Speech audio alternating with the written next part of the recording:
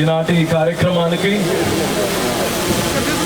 ముఖ్య అతిథులుగా వచ్చేసిన మేము డయాస్ పైన కొంతమంది రాజకీయ నాయకులున్నా ఈ కార్యక్రమం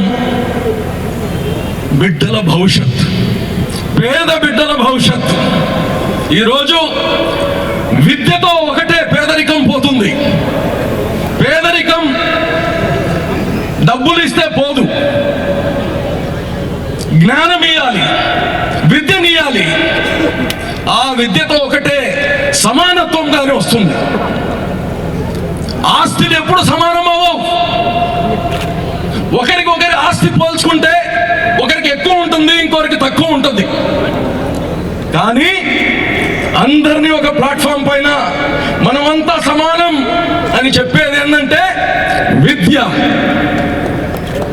ఈరోజు సచార్ కమిటీ మనం అందరూ చెప్పుకుంటుంటాం. సచార్ కమిటీ చూడండి ఏం చెప్పింది అని. ఏం చెప్పింది?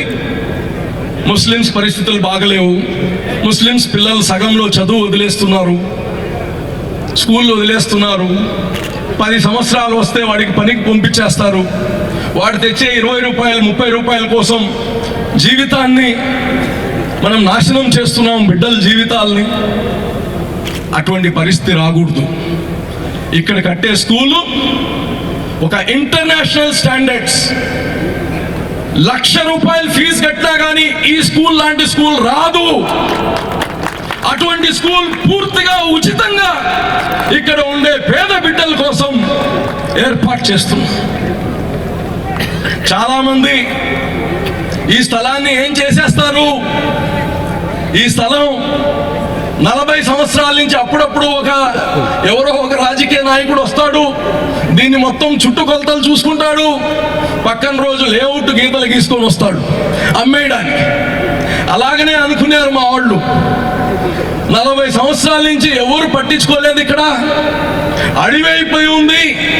ఇప్పుడు వచ్చి ఏంది వీళ్ళు జంగల్ క్లియరెన్స్ చేస్తున్నారు, మళ్ళా లేఅవుట్ వేసి అమ్ముకుంటారా అనే ఆలోచన చాలా మందిలో ఉండింది. ఒక బడి కడతాం, ఇక్కడి నుంచి మంచి ఆదాయ వనరులు వచ్చేటట్టు చేస్తాం అంటే ఎవరికి నమ్మకం కలగలే. ఎందుకంటే ఎప్పుడు మీరు చూడలేదు జీవితంలో. మీకోసం ఒక బడి కట్టించింది ఎవరు లేరు. లేని విషయాన్ని మీరు ఎలాగ ఊహించుకోగలుగుతారు? మీరు చూసిందల్లా ఒక్క భూములంటే అమ్మేయడం చూశారు, దేవుడు భూమిని అమ్మేయడం చూశారు మీరు. ఈరోజు దేవుడు భూమి ప్రజల కోసం అంకితం చేస్తున్నాం.